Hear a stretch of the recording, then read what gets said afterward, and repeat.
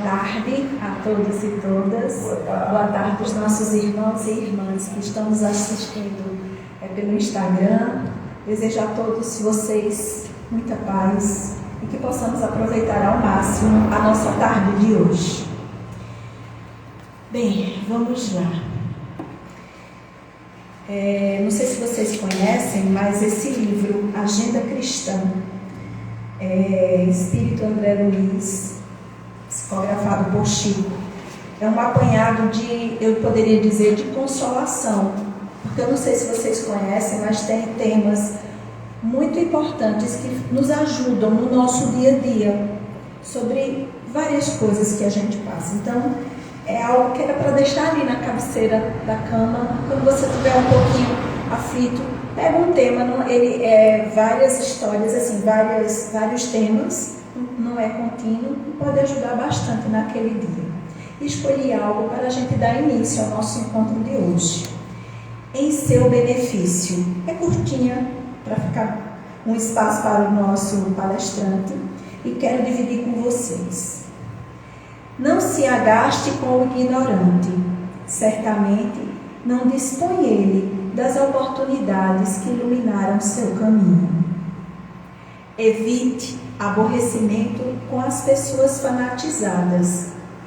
Permanecem no cárcere do exclusivismo e merecem compaixão como qualquer prisioneiro. Olha que forte. Não se perturbe com o malcriado. O irmão intratável tem, na maioria das vezes, o fígado estragado e os nervos doentes. Ampare o companheiro inseguro.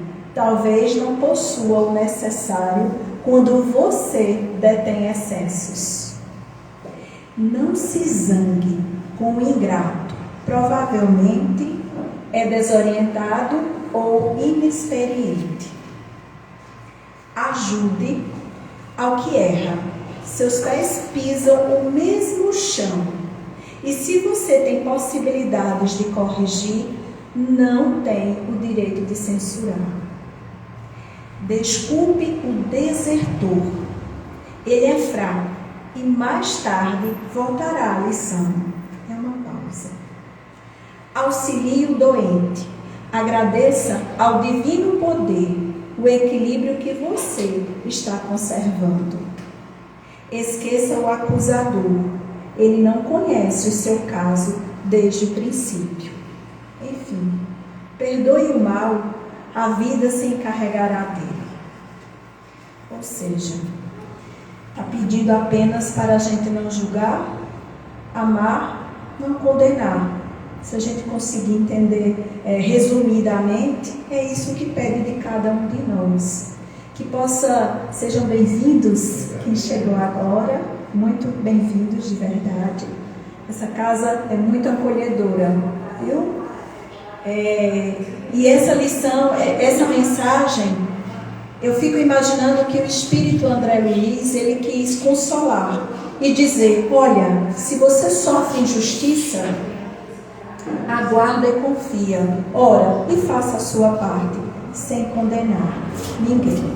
Sejam bem-vindos a todos e todas.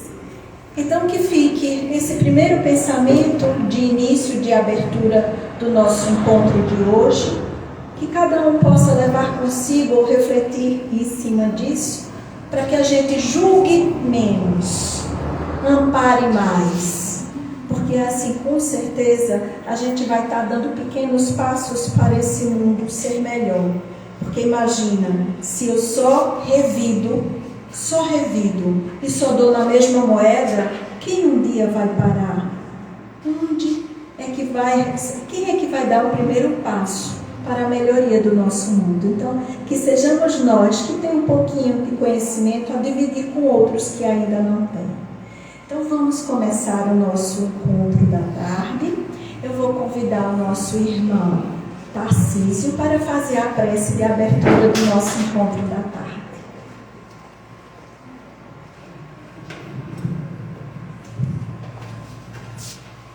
Boa tarde a todos. Começar já com uma reflexão dessa, né? A gente tem que É bom depois ver no Instagram, continuar vendo, porque vale a pena ouvir novamente essa reflexão e refletir bem, né? Vamos agora nos concentrar, agradecer a Deus por mais um domingo, uma tarde calorosa, pedir a Deus que ilumine nosso irmão Zé Neto, como sempre, muito solícito, participando das nossas palestras, e agradecer, Senhor, por tudo, agradecer a espiritualidade amiga, aos espíritos presentes, aos encarnados e encarnados, e te pedimos, Senhor, muita luz, muita paz, que tenhamos toda essa semana com muita paz, muita saúde, ilumina nossos irmãos que estão precisando tanto de muita luz, de muita paz, porque o Senhor é o nosso pastor e não nos faltará, assim seja. Assim seja. E agora peço a atenção de todos e todas para que a gente possa entrar em sintonia, vibrando bem, para que o nosso irmão José Neto possa usar da palavra da melhor maneira possível.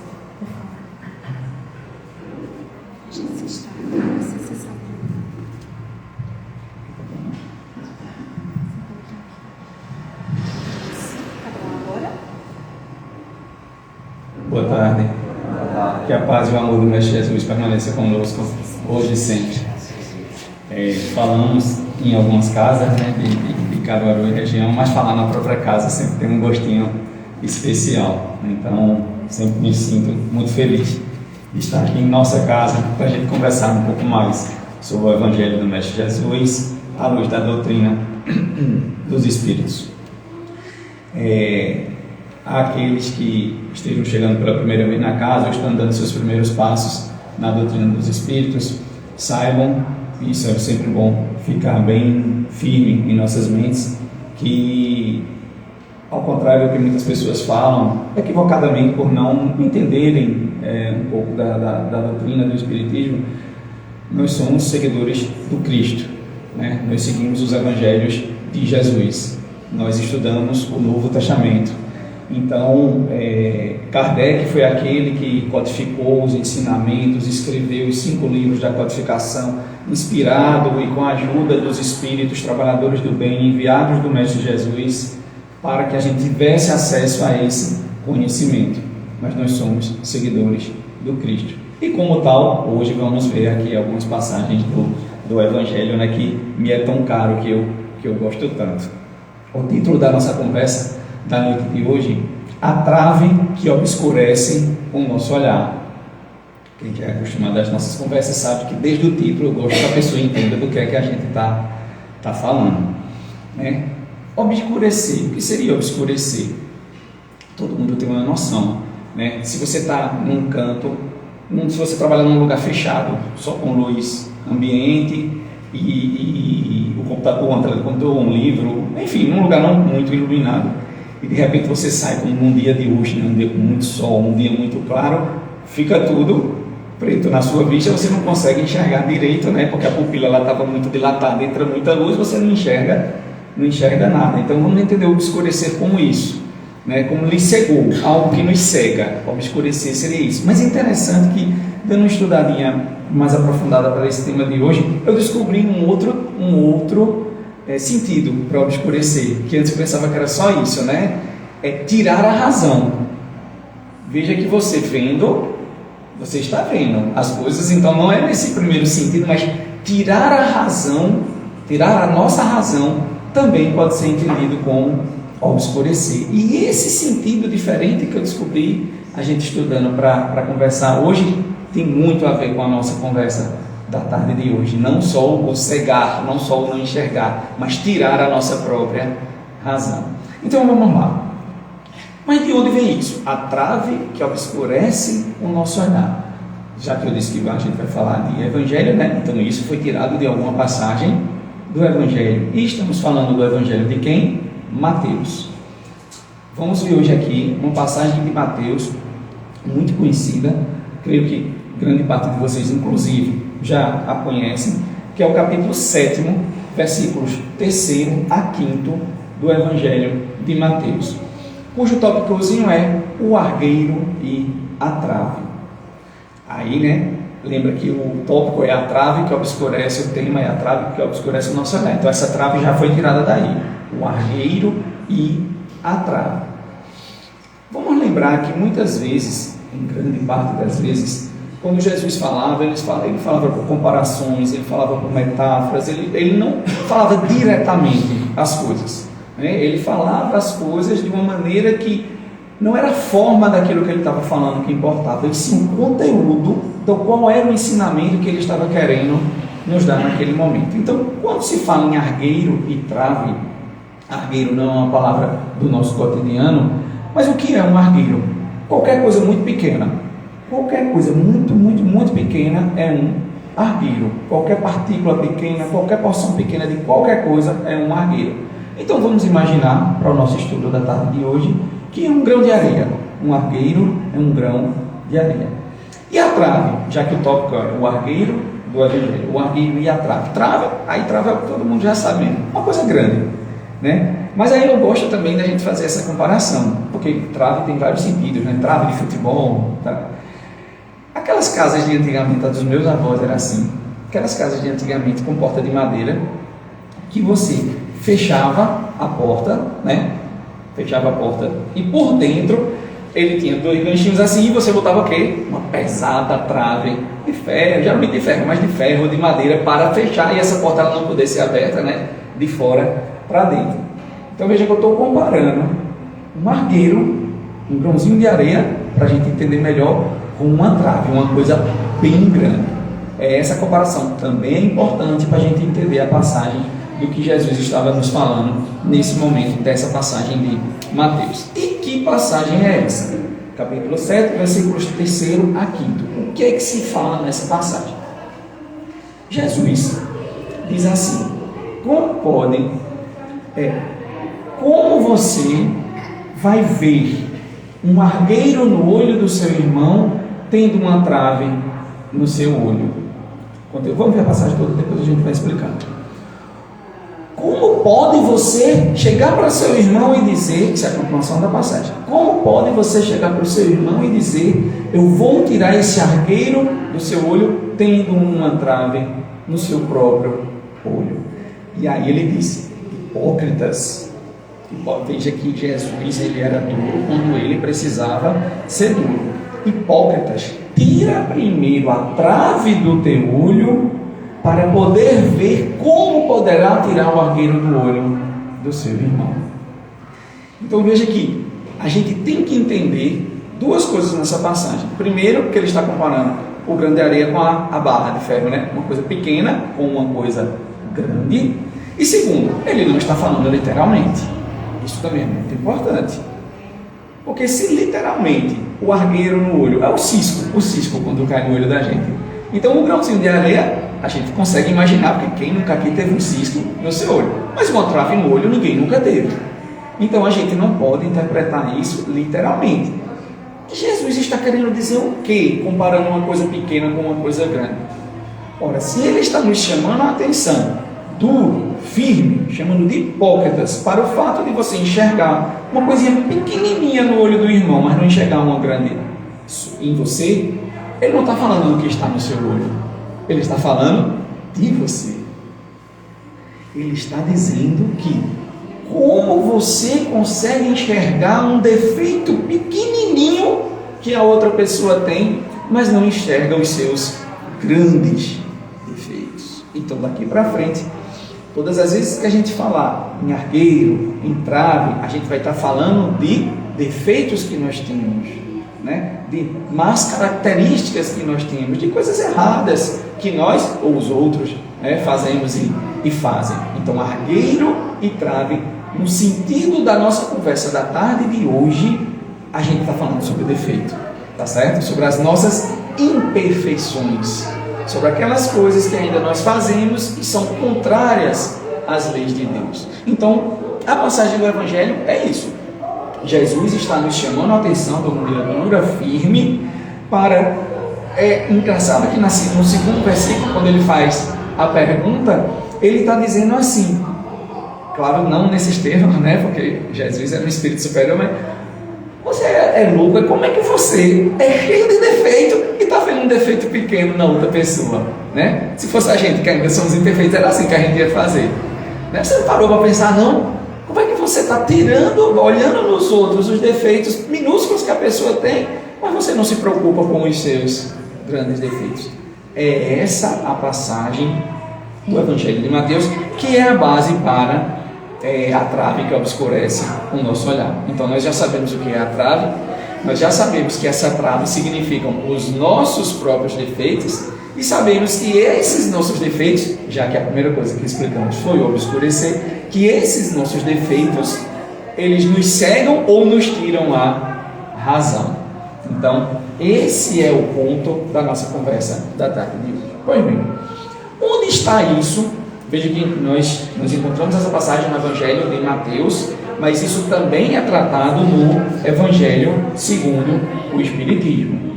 Então, o Evangelho segundo o Espiritismo, ele trata também, sabemos que no Evangelho segundo o Espiritismo não há todas as passagens dos Evangelhos, elas não são todas comentadas aqui, elas foram agrupadas por tópicos, por assuntos, e viraram os capítulos onde elas são comentadas. Então, nesse caso aqui, do Mateus 7, 3 a 5, está sim no Evangelho segundo o Espiritismo. Qual o capítulo? Capítulo 10, Bem-aventurados os misericordiosos. Então, quando se está falando, que nós já tratamos aqui há muitos anos atrás, aqui na casa, sobre bem-aventurados os misericordiosos, nesse capítulo é que consta esse tópico argueiro e trave no olho. E o que Kardec fala sobre isso? Ele diz, olha, um dos grandes problemas da humanidade é ver o mal nos outros antes de enxergar o que você tem dentro de si próprio. Um dos grandes defeitos. E aí eu fiz questão naquela hora que eu peguei a caneta de anotar, porque assim, a nada é por acaso, né? No exórdio ela falou uma coisa fantástica: julgar, amar e não condenar. Julgar, no caso não julgar, né? Não julgar, amar e não condenar é essa trave que a gente tem no nosso olho.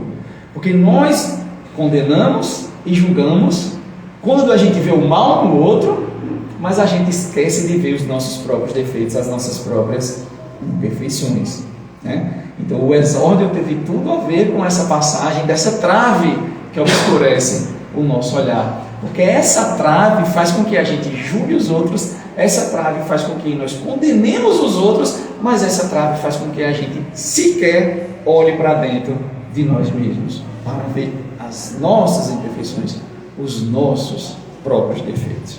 Pois bem, e ele diz o seguinte: ora, a lei de Deus é uma só, de fato, né? Se Deus é a perfeição, se Deus é justiça, amor e caridade, e isso é uma base que todos nós temos certeza disso, acreditamos. Quando ele faz uma lei igual para todo mundo, né? A lei de amor é igual para todo mundo. A lei do não matar é igual para todo mundo. Não interessa quem seja a pessoa, o que ela tenha feito. Não matar é não matar. Então a lei de Deus é uma só. E por que Kardec faz essa advertência para a gente quando está falando disso? Geralmente, já que a gente enxerga o defeito dos outros, mas não enxerga os nossos próprios defeitos, geralmente, se você se tirar de uma situação, colocar aquilo como se fosse outra pessoa fazendo, você vai condenar. Mas se você condena aquilo sendo outra pessoa, não é porque você fez que você vai estar certo. Se a pessoa fez e está errado, você fazendo, você também vai estar errado. Por quê? Porque a lei de Deus é uma única lei.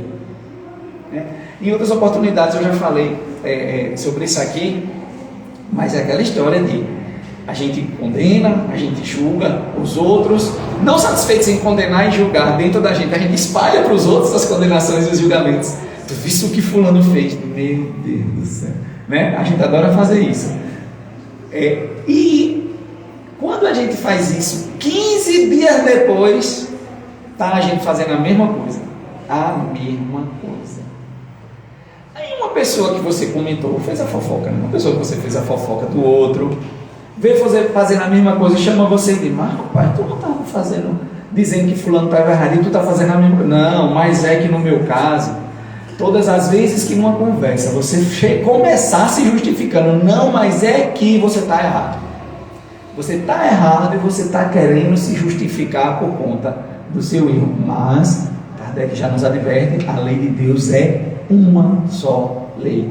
O outro fazendo estando errado, você fazendo está errado do mesmo jeito. E Kardec continua dizendo o seguinte, olha, o orgulho, em diversas partes da codificação tem isso, em diversos livros dessa literatura complementar de Emmanuel, de André Luiz, enfim, de tantos livros bons que a gente tem, reforçam isso. O orgulho é quem mais atrapalha o progresso do espírito. É quem mais atrapalha. E por consequência do espírito, nós fazemos parte da humanidade, atrapalha o progresso da humanidade. Porque o orgulho é aquele que nos impede de ver a trave no nosso próprio olho. É o orgulho que nos impede de enxergar os nossos próprios defeitos. De quando vê aquela atitude de outra pessoa julgar, condenar e achar que é errada, mas quando está aquilo dentro da gente, a gente acha que aquilo tem uma justificativa. Então o orgulho é o pai de todos os vícios e a negação de grandes virtudes, nas palavras de Kardec. Se você para pensar, quase toda coisa errada que você for fazer na sua vida, por trás dele tem um orgulho. Então veja que Kardec focou nisso como principal obstáculo da nossa evolução, é a gente combater o orgulho. E a gente só enxerga os nossos defeitos, a nossa trave, os nossos grandes defeitos, os nossos muitos defeitos, se a gente não for orgulhoso. Ou deixar de ser orgulhoso, eu acho que, pelo menos falando de mim, eu ainda não consigo. Mas se a gente deixar, tentar ao menos deixar esse orgulho de lado. Pois bem. Só que nos evangelhos de Mateus, também no capítulo 10, também nesse capítulo Bem-aventurados os misericordiosos, esse capítulo 10, ele traz duas passagens de Mateus, dos evangelhos de Mateus e de João, que também tem tudo a ver com essa trave e esse argueiro, porque todas as vezes que a gente vê esse argueiro no olho do nosso irmão, que nós já sabemos que é um defeito que você está enxergando, uma coisa errada que outra pessoa esteja fazendo ou tenha feito. Toda vez que você está fazendo isso, você está julgando, você está condenando aquela pessoa. E aí vem duas passagens de Mateus e de João, que também, dos evangelhos de Mateus e João, que também vão nos ensinar como nos portar nesses casos. Uma, a de Mateus, é não julgar para não ser julgado, porque da medida de força que você julgar, você também será julgado. É a primeira. E a de João é aquela famosíssima passagem, que vez por outra a gente fala aqui, porque ela toca em vários assuntos, na verdade, que é quem não tiver pecado atire a primeira pedra. Porque quando escribas e fariseus, os grandões da época de Jesus, que está no Evangelho de João, levaram aquela mulher adúltera até Jesus, ela foi pega em adultério, foi levada a Jesus, e se fosse nos dias atuais, a gente ia dizer que era uma pegadinha que eles queriam fazer com Jesus. Por que uma pegadinha? Porque eles apresentaram a mulher, disseram, a lei de Moisés manda apedrejar uma mulher pega em adultério. Devemos ou não apedrejá-la? Se Jesus dissesse, não, apedreje, a lei não está dizendo, aí ele ia dizer, olha o bonzinho, não é ele que é bonzinho, está mandando jogar pedra na mulher. Mas se ele dissesse, não cumpra a lei, o que é que eles iam dizer? Olha, ele está dizendo que não é para cumprir a lei. Mas Jesus, profundo conhecedor da nossa alma, da alma humana, o que é que ele disse? Aquele que não tiver pecado, atire a primeira pedra. Quem de nós é livre de defeitos, de imperfeições, de coisas erradas que nós ainda fizemos? Nenhum. Então nós não podemos estar jogando essa pedra em ninguém. A única autoridade que existe diante de Deus é a autoridade moral. Foi o que Jesus ensinou no caso da adúltera. Porque ele não disse cumpra a lei ou ele não disse não cumpra a lei. Ele disse, aquele que não tiver pecado, fique à vontade, joguem a primeira pedra. A autoridade moral. É o médico que diz ao seu paciente, não fume, isso vai acabar com o seu pulmão, vai acabar com a sua saúde, não tenha bons hábitos alimentares, não sei o que, quando é do lado de fora, ele vai tirar um descanso, aí puxa o cigarro e começa a fumar. O paciente olha assim, oxe, se ele está fumando, por que eu não posso fumar? Autoridade moral. É o pai que ensina ao filho que não pode mentir, que sempre tem que falar a verdade. Quando procuram ele, esse meu exemplo está ficando muito antiquado, porque telefone fixo ninguém tem em casa, Mas faz de conta que você tem um telefone fixo em casa, aí Tá com o telefone, aí o pai diz, se for para mim, diga que eu não estou não, que eu não quero falar com ninguém não. O filho atende, era para o pai, ele diz, não, meu pai não está. Ele ensinou o filho a mentir e depois, quando o filho é pego em mentira, ele pergunta, por quem você aprendeu isso? É melhor o filho não dizer. Então a autoridade moral é aquela autoridade que você tem plenas condições de exigir do outro porque você já faz aquilo. É que não tiver pecado que atire a primeira pedra. Se tem uma trave nos meus olhos, se eu sei que eu não sou perfeito, como eu fico apontando, julgando e condenando as outras pessoas que têm também os seus defeitos, as suas imperfeições. Eu não tenho autoridade moral para estar julgando os outros. Eu não tenho autoridade moral para estar condenando os outros ou para estar querendo corrigir nos outros uma coisa que sequer eu consigo fazer ainda em mim. Pois bem, Emmanuel, no livro Fonte Viva, que aí o próprio tópico, né, foi tirado desse livro, Emmanuel, no livro Fonte Viva, vai nos mostrar como a gente pode interpretar essa questão do argueiro e da trave. E o interessante é que, até então, na hora de estudar, né, para o tema que nos foi sugerido aqui pela nossa casa, até então, eu só enxergava, quando eu lia, relia, por isso que diz, né, você pode ler 30 vezes a mesma coisa, cada vez que você lê, você vai tendo outra percepção, você estudando, você vai vendo outras formas, que é como é feito o estudo aqui, né, na nossa casa, que hoje mudou, a partir de hoje, logo após os passes, né, quem puder ficar, fique, que é muito enriquecedor. Eu até então só entendia a história do argueiro e a trave, o meu entendimento ele parava aí. Ele parava no, eu não posso apontar nos outros um defeito, eu mesmo tenho defeitos. Eu não posso estar apontando nos outros imperfeições, quando eu mesmo tenho imperfeições. Emmanuel, nesse comentário a essa passagem no livro Fonte Viva, na psicografia de Chico Xavier, ele vai nos mostrar uma outra forma de enxergar isso que eu achei perfeito. O que ele começa dizendo? Quando a gente já sabe que quando se fala em argueiro, em trave, a gente está falando de defeito, né? Aí ele diz o seguinte: muitas vezes uma pessoa que traz um argueiro incomodando no olho está com os pés sangrando no trabalho do bem. Vamos interpretando o que ele está querendo dizer. Porque não vamos ser literal, né? Ele não está falando de uma pessoa que estava com um cisco no olho e o pé está lá sangrando mesmo, quase morre. Não é isso que ele está falando. Ele está falando de quê? Que a gente já sabe que o argueiro é o defeito, né? O problema é a imperfeição. Muitas vezes uma pessoa que tem uma imperfeição, e tem, todos nós temos imperfeição, muitas vezes uma pessoa que tem uma imperfeição, ela está dando o seu máximo, o seu sangue em algum trabalho do bem. É isso que ele está nos dizendo. Quando ele diz assim, a pessoa está com aquele argueiro incomodando no olho, mas os pés delas estão sangrando no trabalho do bem. Ou seja, ela está se esforçando, ela está tentando fazer o bem, mesmo com as suas imperfeições.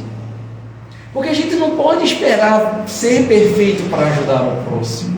Porque senão a gente, o raciocínio ao contrário, porque senão a gente nunca vai alcançar a perfeição. Então é isso que Emmanuel está nos querendo dizer. Ele diz, olha, nós temos que habituar a nossa visão a enxergar o bem nas pessoas e não o mal. Porque nós somos acostumados a ver o mal nas pessoas.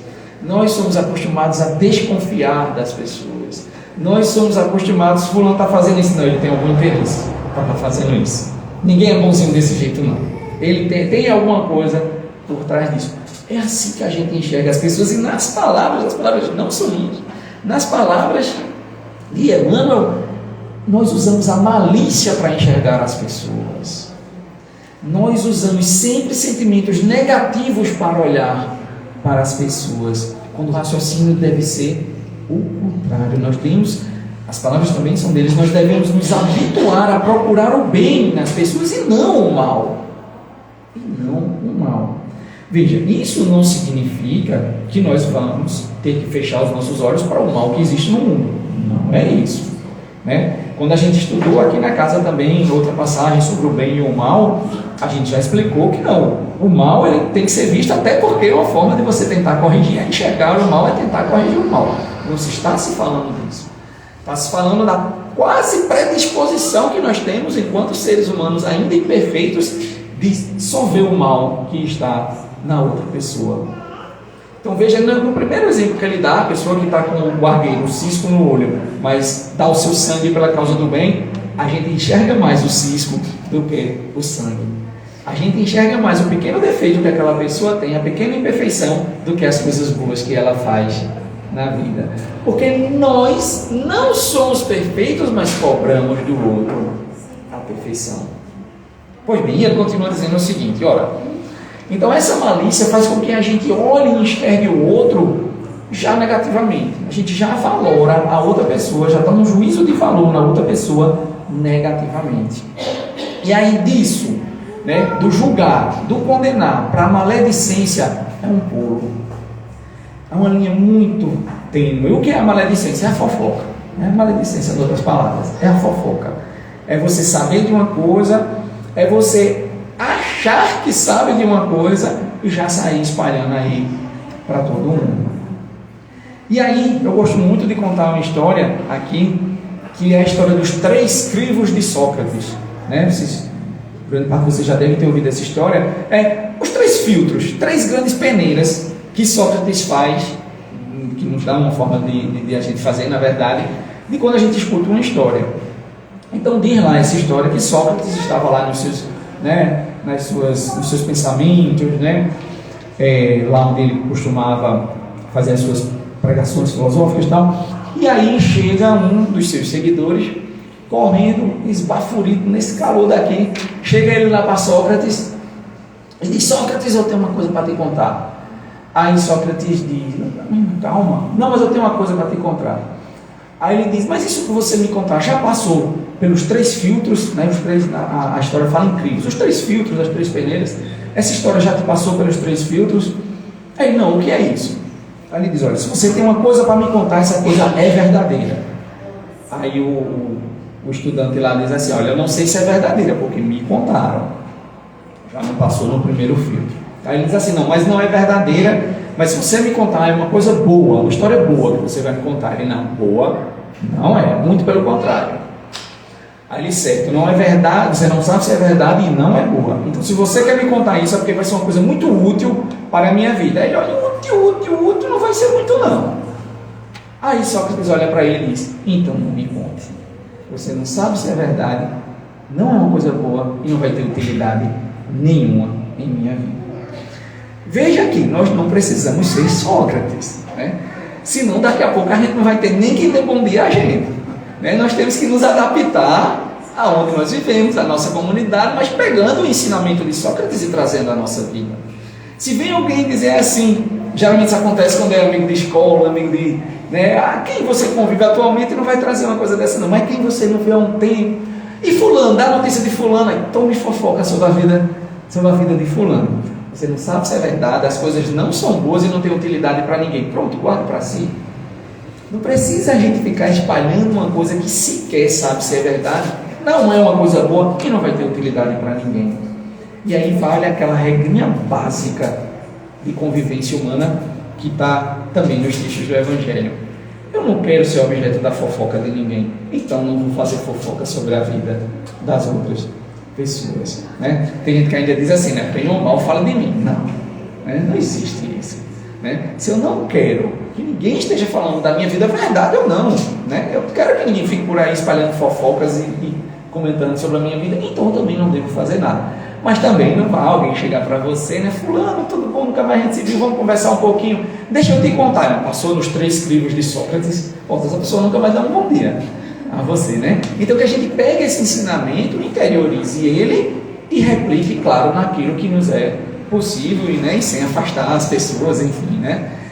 Então, isso faz parte também da trave e do argueiro, né?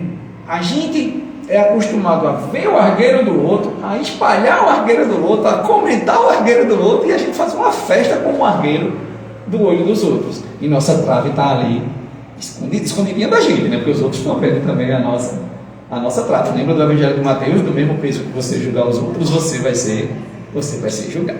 Pois bem, então continua Emmanuel nos falando ainda sobre isso. Ele diz o seguinte: olha, nesse costume que nós temos de ver as coisas pequenas, as imperfeições pequenas dos outros, nós nos perdemos de ver grandes realizações.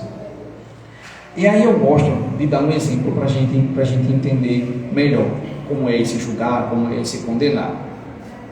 Aí eu estou aqui no trânsito, estou aqui na Agamenon, parado no sinal, aí passa um carro de um conhecido em alta velocidade, está na mesma faixa que eu, o sinal está fechado, passa um carro de um desconhecido em alta velocidade, dá só aquela freadinha para ver se está vindo um carro do outro lado para não bater, fura o sinal vermelho e vai embora.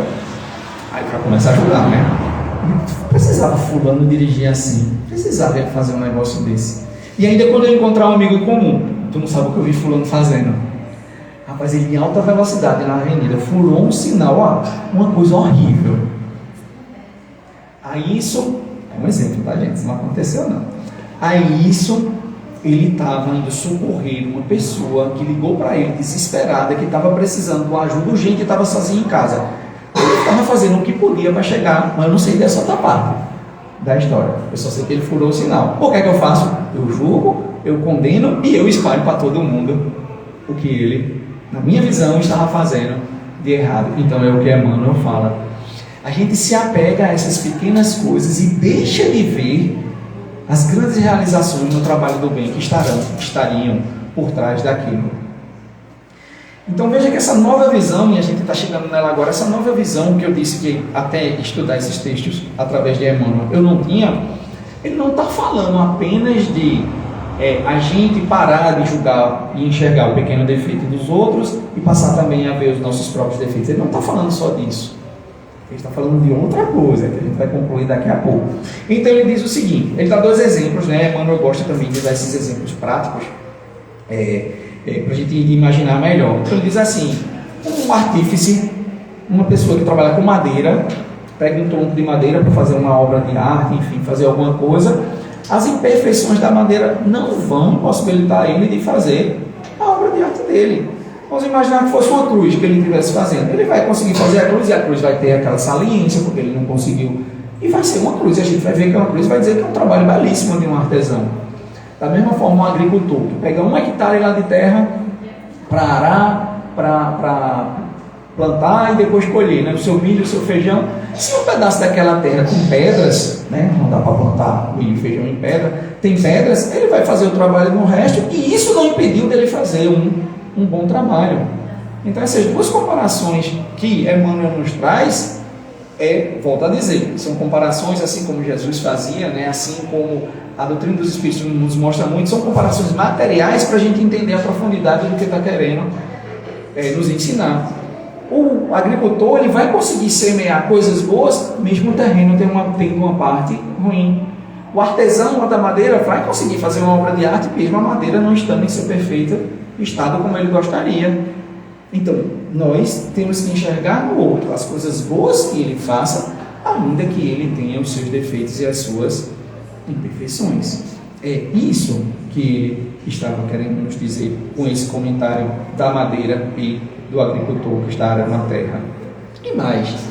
Ora, nós não somos perfeitos, claro, não somos, né? Todo mundo aqui tem essa consciência, mas a gente quer atingir a perfeição e nós estamos tentando nos tornar pessoas melhores. Mas para isso acontecer, a gente precisa quase que todos os dias, já que tudo isso está dentro de bem-aventurados os misericordiosos, nós precisamos quase que todos os dias, para não dizer em toda hora e todo minuto, da misericórdia de Deus. Nós precisamos que Deus perdoe as nossas imperfeições, perdoe as coisas erradas que nós estamos fazendo, para continuarmos passo a passo em busca da perfeição. Então a gente tem essa consciência, mas a gente não quer colocar isso em prática em relação ao outro. Melindres, né? O que é o melindre? O melindre está muito ligado a esse tema também. O melindre é aquele que a gente costuma dizer assim, não me toque. Falando não me toque. Ninguém pode falar nada que ele se dói, né? Acho que falando assim, acho que todo mundo dá para entender o que é o melindre. Então, os melindres, os melindrosos são aquelas pessoas não me toquem. Tem uma mensagem de Emmanuel que diz: os melindres arrasam plantações inteiras de amizade. Você cultivar uma amizade daquela pessoa que você diz, fulano é meu amigo. Você pode passar tempos sem ver a pessoa, quando vê a mesma amizade, o mesmo amor, a mesma atenção, vão trocar as informações do tempo que vocês ficaram separados, sem se conversar. Então, amizade não é se ver todo dia, né? Senão a gente era sempre amigo do nosso chefe, né? Que a gente vê todo dia, né? O nosso chefe seria nosso melhor amigo. Então, os melindres, eles arrasam plantações inteiras. E por que ele faz essa comparação com plantação? Porque uma plantação, para ficar grande, para ficar boa, para estar no ponto da colheita, por exemplo, ela levou muito tempo para ficar aquilo. Então, por isso que ele faz essa comparação com as amizades. Se você tem uma amizade dessa, leva muito tempo para fazer uma amizade dessa. Mas se você for uma pessoa melindrosa, quando chega alguém que seja seu amigo de verdade e fala, toca num ponto que dói o seu orgulho, que fere o seu orgulho, arrasou aquela plantação de amizade. Então veja que melindre e maledicência é tudo muito próximo, né? A fofoca e o espalhar a fofoca e o se doer por tudo, está tudo muito próximo a essa trave e a esse argueiro. Pois bem, então, como Emmanuel, a gente vai encerrar essa parte desse comentário de Emmanuel para a gente ir para essa segunda que eu disse, que é aquela que foi um novo olhar que Emmanuel trouxe, né, a meu ver, a respeito da trave do argueiro. Então, como ele finaliza essa parte? Ele diz o seguinte, olha, o que é que a gente tem que fazer? Qual é o nosso objetivo? É a gente se concentrar na tarefa do bem.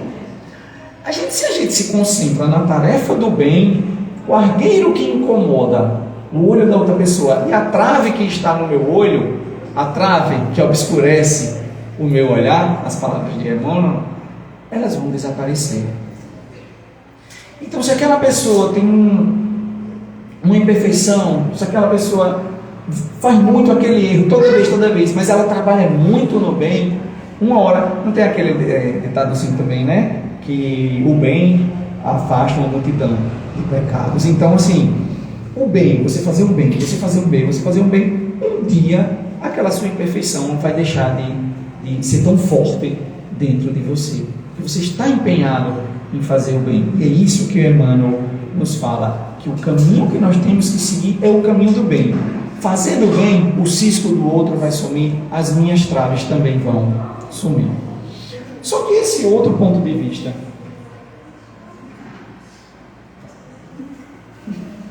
por favor. Obrigado. Só que esse outro ponto de vista que ele nos traz, ele dá 6 exemplos, tirados todos do Evangelho. Ele traz 6 exemplos que eu acho fantásticos. Qual é esse outro ponto de vista? Porque o primeiro é esse, né? Que a gente está até agora, muito obrigado, que a gente está até agora falando sobre ele. Que é o ponto de vista de não pare de olhar o defeito dos outros quando você mesmo é cheio de imperfeição. Mas tem outro que ele diz o seguinte, ora, aproveita o bem que as pessoas têm a fazer, independente das suas imperfeições. E esse ponto de vista eu achei fantástico pelos exemplos que uma outra mensagem ele dá.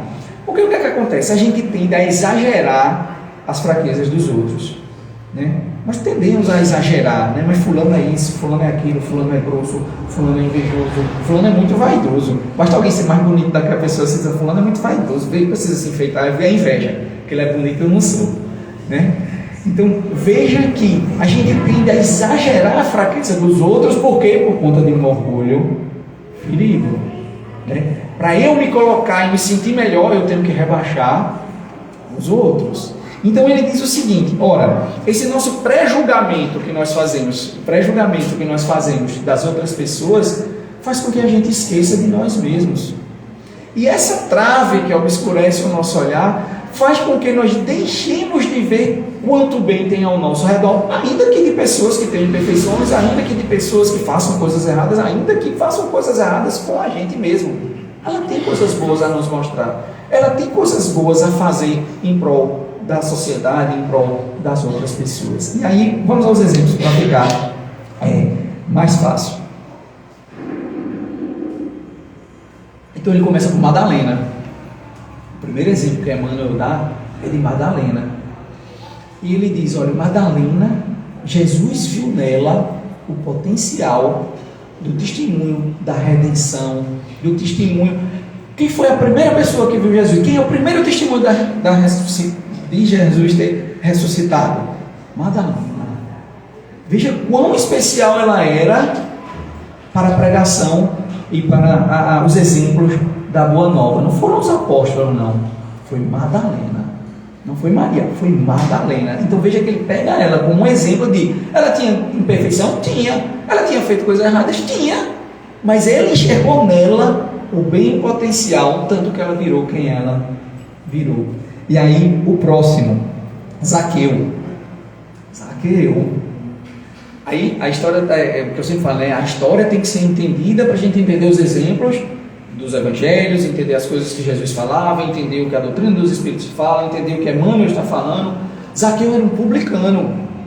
Publicano eram pessoas, lá na época de Jesus, que cobravam os impostos para os romanos, né, que eram pessoas extremamente ricas, né, porque, por mais que a gente reclame dos impostos hoje em dia, né, naquela época, chegava a pessoa assim, não, você não me deve um não, você deve dois, por que não? Eu quero lhe cobrar dois.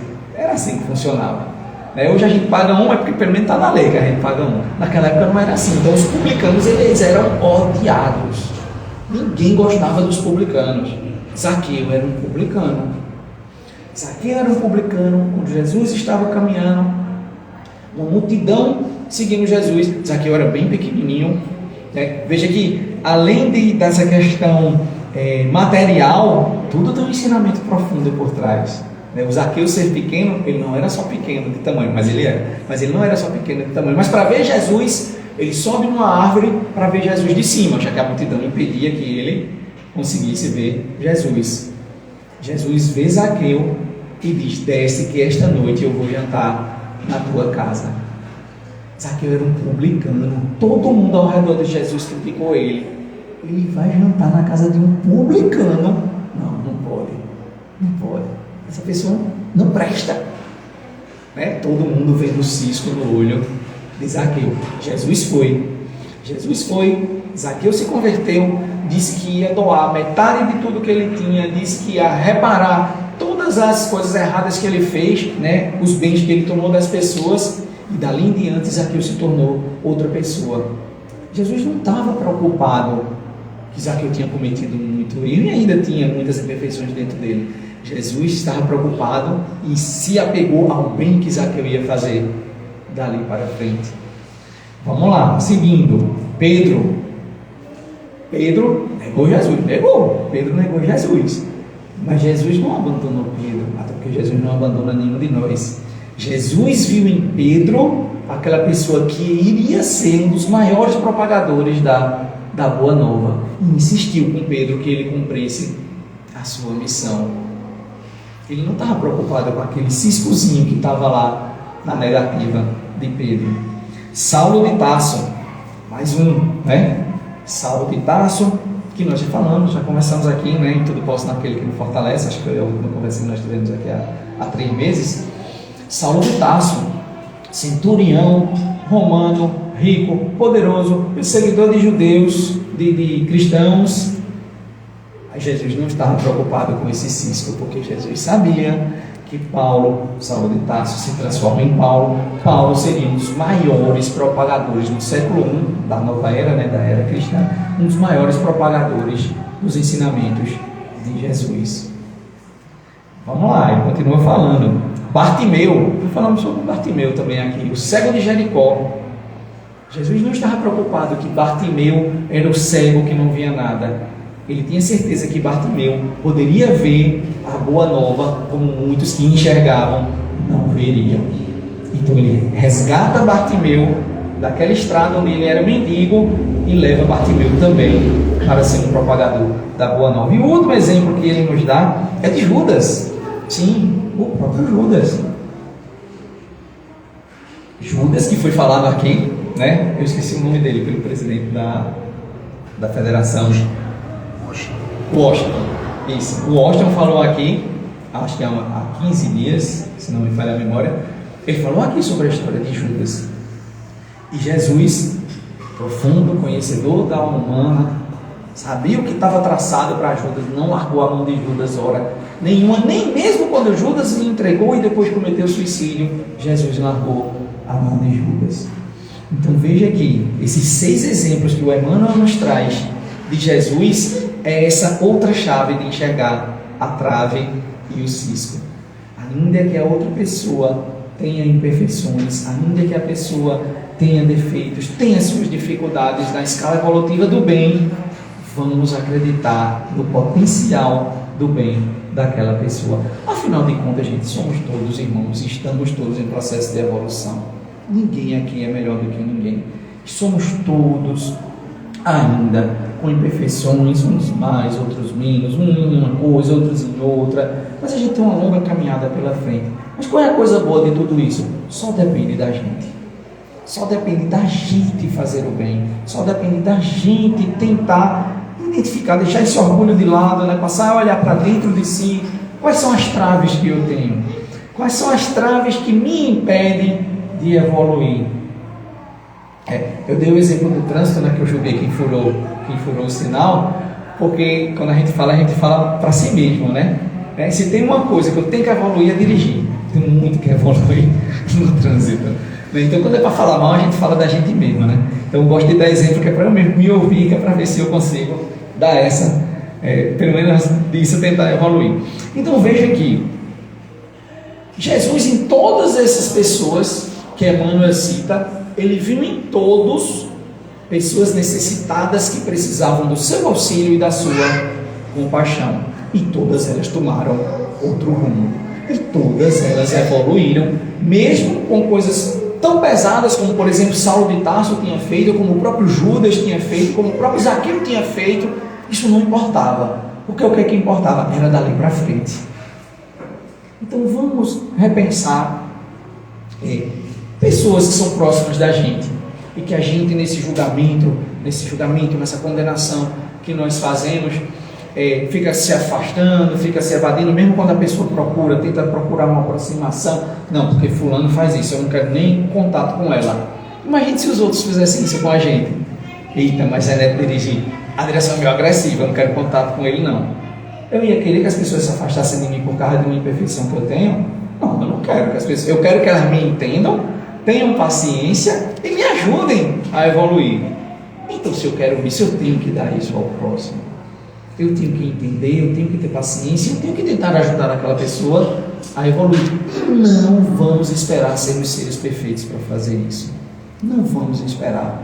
Se tem alguém que possa receber a nossa ajuda, dê essa ajuda. Se tem alguém que você é uma pessoa próxima, né, que a gente também, porque senão aquela linha tênue, né, aquele fio bem fininho mesmo, né, de você não estar fazendo um julgamento, mas de você poder ajudar a pessoa. Se é uma pessoa próxima que teve uma atitude inconveniente e falou alguma coisa que você viu que magoou outra pessoa, chega para ela em reservado, porque assim também tem no Evangelho. Chega para ela em reservado, conversa com ela, repensa isso que tu falou, porque fulano não gostou, talvez seja até melhor pedir desculpa e não sair julgando, apontando o dedo, né? É numa conversa que a gente ganha as pessoas. Pois bem, vamos lembrar que num livro de Humberto de Campos, eu não vou lembrar agora qual é o livro, mas numa conversa que Jesus está tendo, se não me falha a memória, com Simão Pedro, ele diz o seguinte, que até os criminosos, eles precisam de oração, porque são doentes da alma. Ora, na sociedade que a gente vive, quem é que a gente mais julga e mais aponta o dedo assim? É alguém que cometeu um crime diante da lei humana, né? Uma corrupção, um assassinato, uma coisa ruim contra a criança. A gente julga muito essas pessoas. Enfim, Jesus nos diz, até os criminosos precisam de oração, porque são doentes da alma. Então, se esse ensinamento Jesus nos dá àqueles, para como tratar com aqueles que nós mesmos julgamos como, né, nesse julgamento já não devemos fazer, como pessoas ruins, pessoas más, imagine com o nosso próximo, mais próximo, com o nosso irmão, com o nosso parente, com o nosso companheiro de trabalho, que vai ter os seus ciscozinhos, assim como nós temos as nossas traves, mas você quer se afastar da pessoa, não enxergando o bem que ela pode fazer. Então, essa é a maior reflexão que nós temos na tarde de hoje, né? Então, que nós possamos sair com essas duas. Então, a nossa mente abriu para sair daqui com essas duas formas de enxergar o arqueiro e a trave. A primeira, aquela mais tradicional, de que não aponte o defeito dos outros enquanto você não reportar os seus próprios defeitos, enquanto você não tentar se corrigir. E aí, só lembrando que no Evangelho de Mateus, quando ele diz assim, quando Jesus chama de hipócrita, né, ele diz assim, tira primeiro a trave do teu olho. Ele não completa assim, para depois de tirar o argueiro do olho do irmão. Ele diz assim, para ver o que pode ser feito para tirar. Veja que mesmo quando você tiver a autoridade moral, não é para você chegar lá e estar julgando e estar tirando, porque ele tinha autoridade moral para julgar a adúltera. Ele tinha. E foi o que ele disse: cadê os teus juízes? Quem te condenou? Eu também não vou te condenar. Então veja que ensinamento. Não é que quando a gente começar a retirar as nossas traves, vá lá, meta o dedo no olho para tirar o argueiro dele. Não é isso. Porque Jesus disse: veja o que pode ser feito para tirar o argueiro do olho do irmão. Então, que nós fiquemos com essas duas interpretações, né, que são complementares, não são excludentes. Essa de enxergar primeiro as suas imperfeições, está por aí julgando os outros, e a segunda de não, melhor dizendo, deixar-se permitir ver o bem nos outros, ainda que ele tenha alguma imperfeição. Boa tarde, muita paz.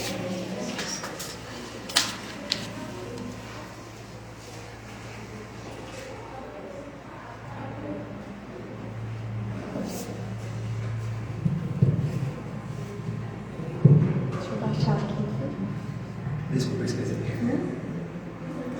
Bem, minha gente, nossa, como está florido hoje nosso cantinho, quanto rostinho bonito. Bem, minha gente, que banquete, né? Que bom que possamos sair daqui com esses ensinamentos, né? Que a gente possa, no mínimo, refletir em cima do que ouvimos, né? Eu gosto muito quando o Alan diz: nunca aceite nada de primeira, mas reflita em cima de. Busque a razão, busque a compreensão, para poder você ir mudando aos pouquinhos e diante das suas necessidades. Que sintam o momento que acabamos de viver como um conforto de alma, de dizer que, e muito bem, casou direitinho aí, né, com o exórdio, que possamos nos deter em olhar primeiro para os nossos, eu não sei nem se posso dizer defeitos, mas nossas futuras qualidades melhoradas, né? Que a gente possa abrandar o nosso coração e ter a certeza que a gente vai chegar lá. É a melhor parte, tá certo? Bem, queridos e queridas, vamos aos nossos informes para ir fechando essa primeira parte. Após o passe, como o nosso irmão falou, muito bem falou, hoje será o primeiro momento de mudança do estudo da casa, certo?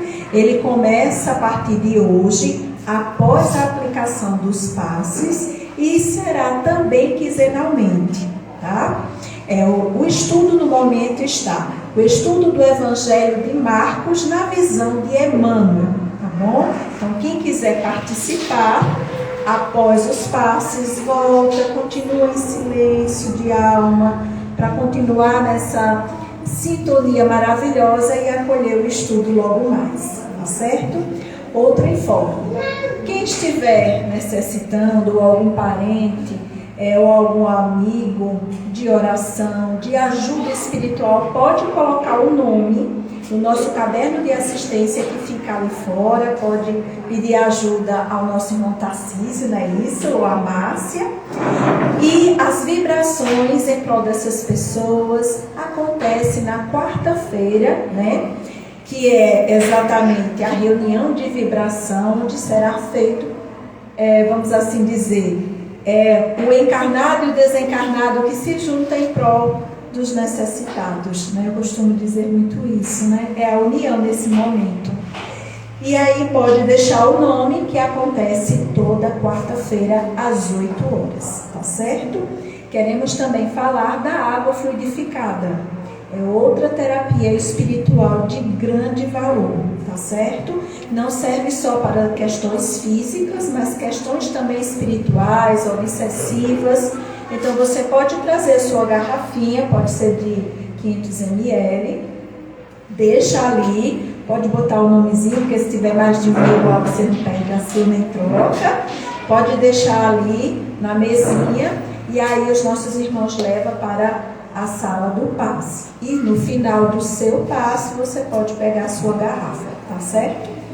Bem, demais é isso. Quem for ficar para o passe, por favor, fique sentado, que haverá uma pessoa que vai convidar vocês para a sala, tá certo? Então vamos agradecer por mais este momento. Peço a todos e todas que pedimos a todos que fechem os olhos fechados, faz com que a gente possa entrar em sintonia com a gente mesmo e com o plano espiritual. Então vou pedir agora a nossa irmã Janaína para finalizar com a prece os nossos trabalhos, a primeira parte de hoje. Boa tarde, meus irmãos. Vamos orar ao nosso Senhor Jesus. Querido amigo Jesus, espiritualidade que nos ajuda, nos acolhe, sempre aqui nessa casa de oração, Maria Dolores, que agradecemos por essa reunião, pela força de cada um que aqui esteve hoje, para ouvir os ensinamentos do Cristo. E te pedimos, Jesus, que faça com que nos lembremos deles, com que nos internalizemos em nossos corações, e que no nosso dia a dia, em cada dia, cada oportunidade que tenhamos, possamos colocar os teus ensinamentos em prática e melhorarmos um pouquinho a cada dia. Te pedimos tua força, teu olhar para essa semana que se inicia e que fique conosco, Jesus, hoje e sempre, que assim seja. E assim, quem não for ficar para o passe nem para os estudos, que possam ir na paz e que Jesus continue conosco, tá certo?